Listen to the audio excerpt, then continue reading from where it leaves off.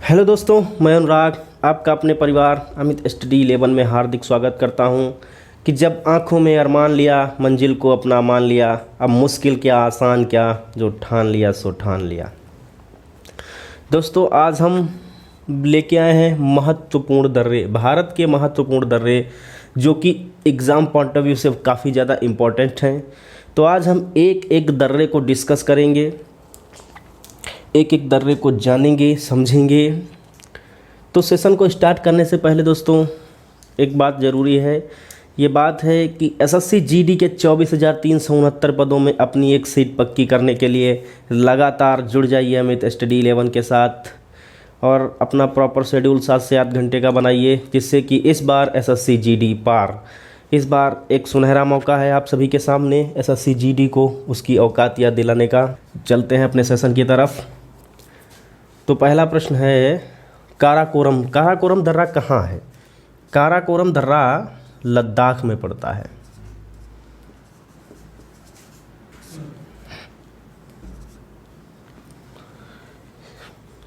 इसके बाद अगला दर्रा है बुर्जिल दर्रा। बुर्जिल दर्रा जम्मू कश्मीर में पड़ता है।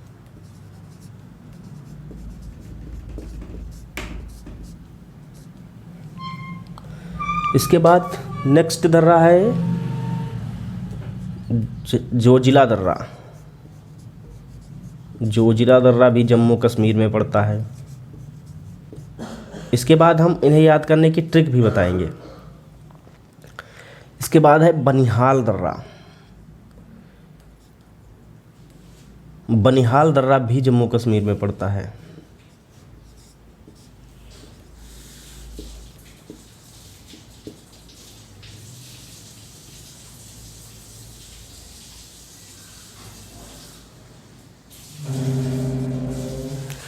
इसके बाद है रोहतांग। रोहतांग दर्रा, बाड़ाराचला दर्रा, सीप किला दर्रा। रोहतांग दर्रा जैसा कि अगर हम मैप में से समझाते हैं तो रोहतांग, बाड़ाराचला, सीप किला दर्रा भारत में तिब्बत की साइड पड़ता है, तिब्बत की साइड। रोहतांग वो सीप किला दर्रे से ही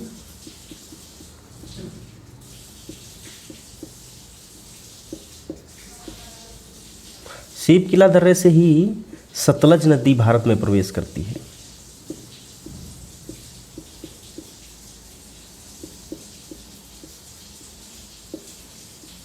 भारत में प्रवेश करती है। ये काफ़ी ज़्यादा इम्पोर्टेंट पॉइंट, इसको नोट करके रख लीजिएगा कि सीप किला दर्रे से ही सतलज नदी भारत में प्रवेश करती है। रोहतांग दर्रा हिमाचल प्रदेश।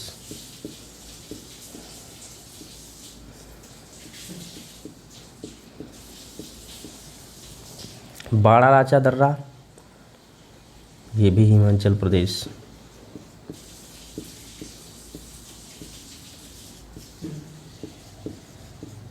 इसके बाद आता है सीप किला दर्रा तो बताया है अभी जस्ट, हिमाचल प्रदेश।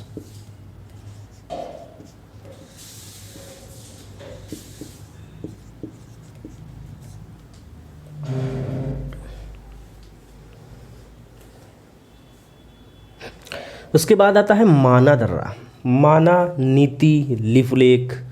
माना दर्रा जो कि उत्तराखंड में पड़ता है।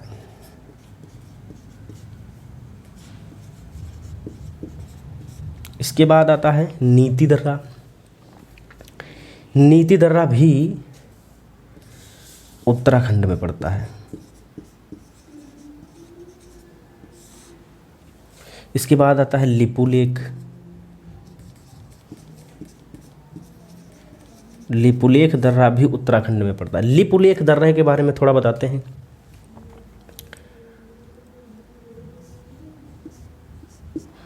लिपुलेख दर्रा होता क्या है? दर्रा होता है दो पहाड़ों के बीच में एक सकरा रास्ता। पानी गिरते गिरते एक छोटी सी घाटी, फिर घाटी थोड़ी थोड़ी बड़ी हो जाती है तो उसे दर्रे का नाम दे दिया जाता है। तो लिपुलेख दर्रे से अधिकतर कैलाश मानसरोवर यात्रियों की यात्रा हुआ करती है। इसके बाद आता है नाथुला दर्रा। नाथुला दर्रा जो कि सिक्किम में पड़ता है। नाथुला दर्रा सिक्किम में पड़ता है। उसके बाद जलेपला दर्रा। जलेपला दर्रा भी सिक्किम में पड़ता है।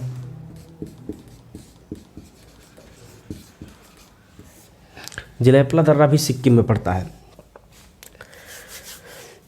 काराकोरम दर्रा लद्दाख में पड़ता है। बुर्जिल दर्रा जम्मू कश्मीर में, जोजिला जम्मू कश्मीर में, बनिहाल दर्रा जम्मू कश्मीर में पड़ता है। रोहतांग दर्रा हिमाचल प्रदेश में, बाड़ालाचला दर्रा हिमाचल प्रदेश में, सीप किला दर्रा हिमाचल प्रदेश में। इसके आगे ऐसे ब्रैकेट में करके सतलज नदी लिख लीजिएगा, जिससे आप जब ये प्रश्न देखेंगे तो आपको याद होगा कि सतलज नदी भारत में सीप किला दर्रे से ही प्रवेश करती है। या तो नोट करके जो हमने लिखा है ये लिख लीजिएगा। उसके बाद माना दर्रा उत्तराखंड, नीति दर्रा उत्तराखंड, लिपुलेख दर्रा उत्तराखंड, नाथुला दर्रा सिक्किम, जलेपला दर्रा सिक्किम, बोमडीला दर्रा अरुणाचल प्रदेश में पड़ता है।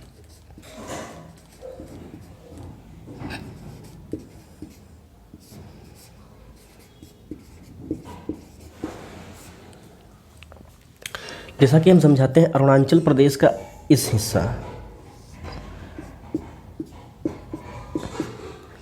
बोमडीला इधर पड़ता है, यांगेयाप यहाँ पे पड़ता है, और उसके बाद दिफू दर्रा यहाँ पे पड़ता है। दिफू दर्रा जो है वो भारत के अरुणाचल प्रदेश को म्यांमार से जोड़ता है।